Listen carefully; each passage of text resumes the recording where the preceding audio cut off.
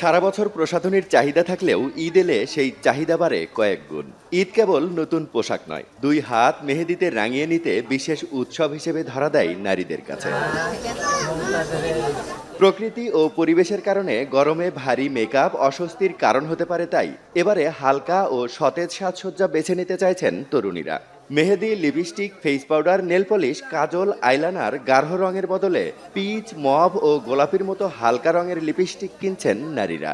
অনেকে অনেক রকমের প্রসাধনী কিনে থাকে, তো আসলে দেখা যায় যে ঈদের আগে মুহূর্তে হচ্ছে আমাদের বেশি চাহিদা থাকে হচ্ছে জুয়েলারি আইটেম কেনার। বাচ্চাদের প্রথমে ড্রেস, এই যে আজকে ড্রেস হলো, এখন ম্যাচিং করে শু, তারপরে বাচ্চাদের কসমেটিক্স আইটেম আর কি। এদিকে বিদেশি প্রসাধনীর মান নিয়ে বিশ্বাসযোগ্যতার অভাব, অপরদিকে বাজারে মিলছে মানসম্পন্ন নানা দেশীয় পণ্য। ব্যবসায়ীরা বলছেন, বিদেশি প্রসাধনী সামগ্রীর অতিরিক্ত দামের কারণে কদর বেড়েছে দেশীয় প্রসাধনীর।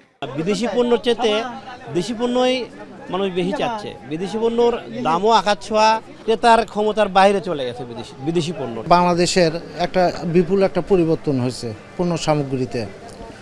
5 বছর আগে এর অবস্থানটা তেমন ভালো ছিল না। আগে বাইরের প্রোডাক্টগুলোই মানুষের চাহিদা ছিল। বর্তমানে এখন যেটা দেখা যাচ্ছে, গত 5 বছরের পর থেকে এখন বাংলাদেশের যে আমাদের যে পণ্য সামগ্রী আছে, এই পণ্য সামগ্রীর চাহিদাটা দিন দিন বাড়তিছে।